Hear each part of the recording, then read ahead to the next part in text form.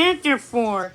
The royal court was so quiet that Pippa was sure everyone could hear her heart thudding.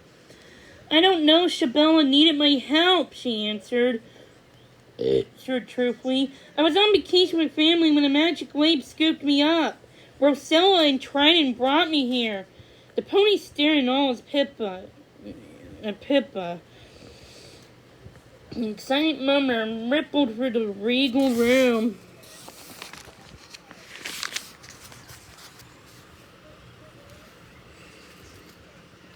The human girl saw Rosella and Trident, but why? David never showed themselves to a human. The pony said. The queen stamped her hoof to shut him up. There's an old legend that tells of a human girl who comes to Shabella in time of need. The seahorses brought you here, so I believe you are that girl. She nuzzled Pippa's head with her muzzle. Welcome to Shabella. Good luck with your quest, dear. If there's anything you need, please ask. She needs me, Mom, Stardust said. Striding forward. Miss Doublechase frowned. Shut up, she scolded. You may only speak to the queen when she speaks to you. But Pippa is my pet. I found her. Besides, how will she find her way around the island? Stardust insisted. The queen tried to smile. I'm sure we can find Pippa a good guide. She whispered, perhaps your big sister Crystal. I would really like to see Stardust help me, Pippa said bravely, interrupting the queen. The queen shook her head uncertainly. Let Stardust help, said the queen. It will be good to have some responsibility for a change. Very well, said the queen. You better start running away right now. Time's running out. Thanks, Mom, Stardust said. Your Majesty, she added quickly when Miss Doublechase glared at her. As Stardust and Pippa left the crown, Simmer started complaining. It's not fair, she said so loudly that Pippa could hear. Prince Stardust gets everything I want. I want a little girl for a pet, too. I always wanted one much longer than she has. Hush, said the Baroness.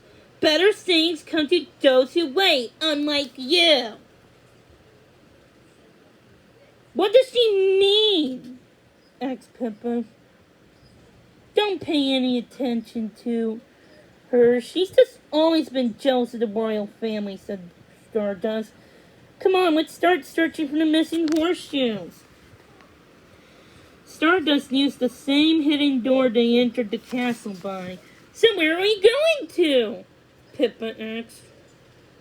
Main Street, said Stardust. It's where everyone hangs out. It doesn't sound like a good hiding place, Pippa said doubtfully. Exactly. If I were hiding something, that's where I would put it, because no one would ever think to look there. Hop on my back, kid. It's so much fun when we gallop together. What about Miss Doublechase? Asked Pippa. Oh, horseflies to her. Mom and Dad didn't tell you not to ride me, didn't they? Pippa didn't mean a second invite. She wanted Rain Stardust in her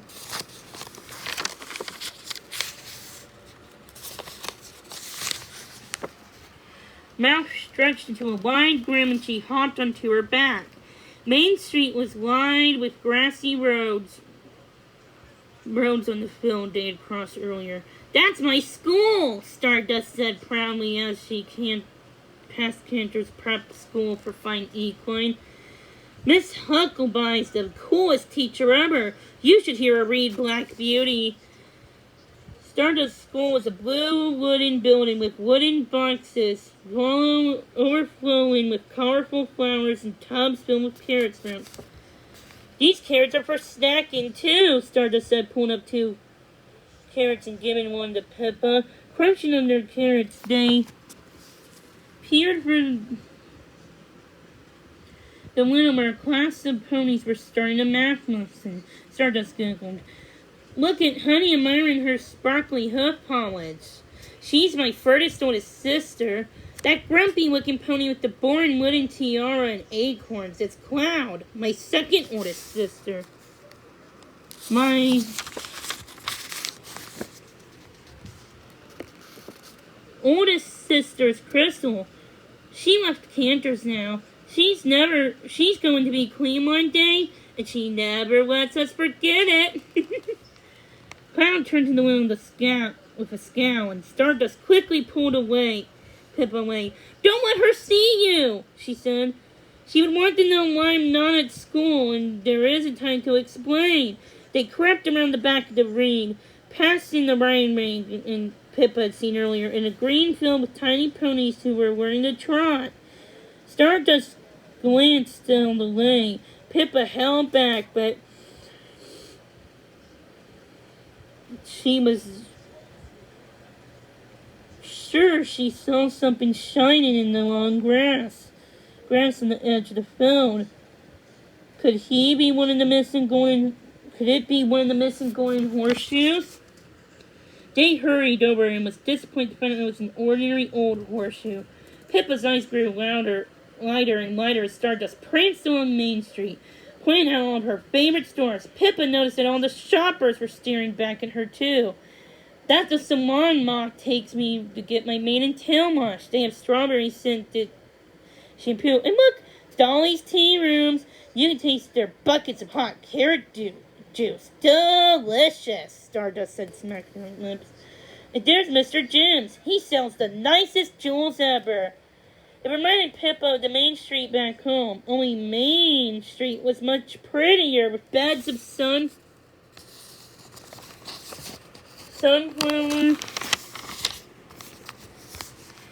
birds decorating the sidewalks, and silver horseshoes strung from the old-fashioned street lights.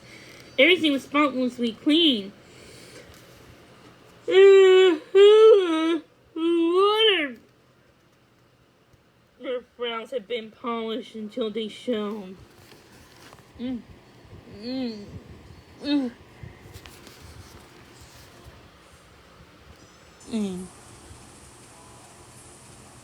The street was packed with ponies, and Pippa was amazed to see how many different types of ponies there were. Well-groomed ones, stocky working ones, and scruffy little Shetland ponies. Everyone seemed quiet, mostly talking in whispers. When a pony whinnied with laughter, the others frowned. It's been like this since the horseshoes went missing, Stardust sighed. Pippa was beginning to doubt that they would find any of the golden horseshoes here and there. There were too many ponies and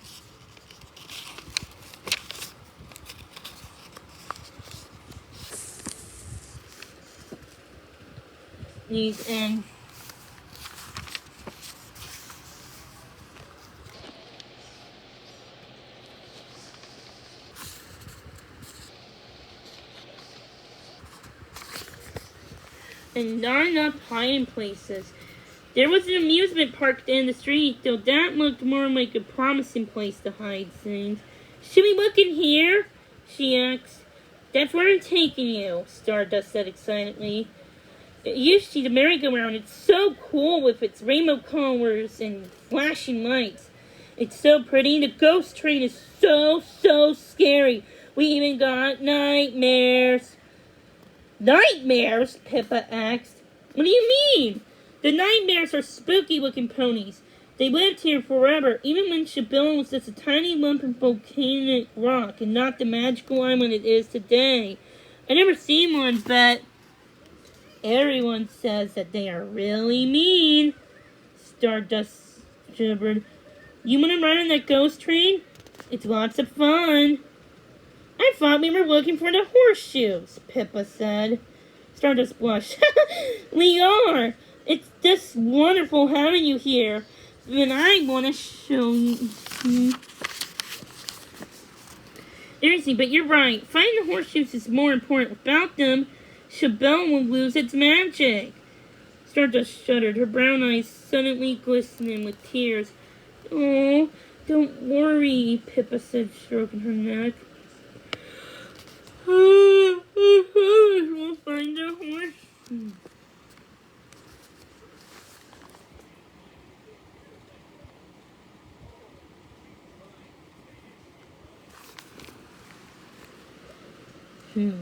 Really? Stardust sniffled.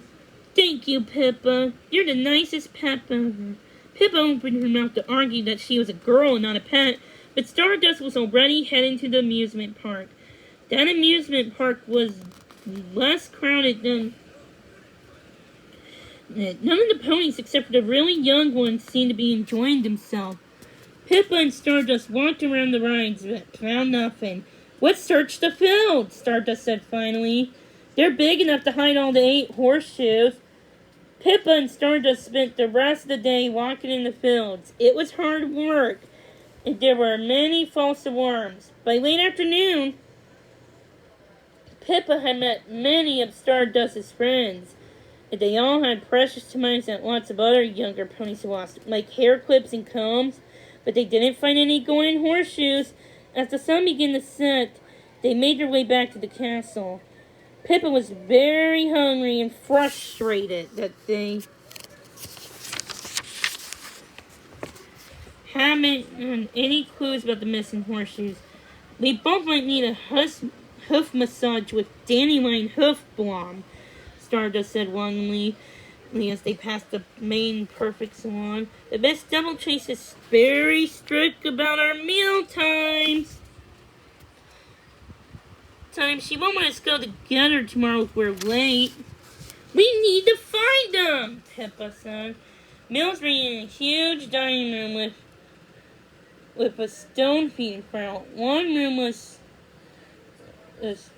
for a special golden front in the room for the king and queen. Everyone stared at Pippa as she followed Stardust to a frown. As serving ponies carried in buckets of steaming oats and mashed carrots, Pippa wondered what she was going to eat, but she didn't need it. One of the cooks came out to serve her personally. Chicken fingers and fries, Pippa cried delightedly. Oh, my favorite. There was even a knife and a fork to eat with. Pippa began to eat. Stardust watched in amazement. So that's what those are for, she exclaimed. I only see them in the museum at Human Artifacts. Pippa laughed and listened to the ponies whinnying around her. There was most chatter about the missing horseshoes. Pippa caught her own name several times, and a few ponies nodded shyly at her. But not everybody was friendly. Several refused to look at her, turning her away when Pippa smiled at them. She finished her meal with a lovely rosy apple. It felt good to eat after such a busy day. When Stardust and Pippa left the dining room only to go to bed, one pony neighed them to pass. It's funny that the girl arrived the same time all horseshoes disappeared. I don't trust her. The words stung, but Pippa held her head high, and the ponies of Chabelle needed her, and she wasn't going to let them down.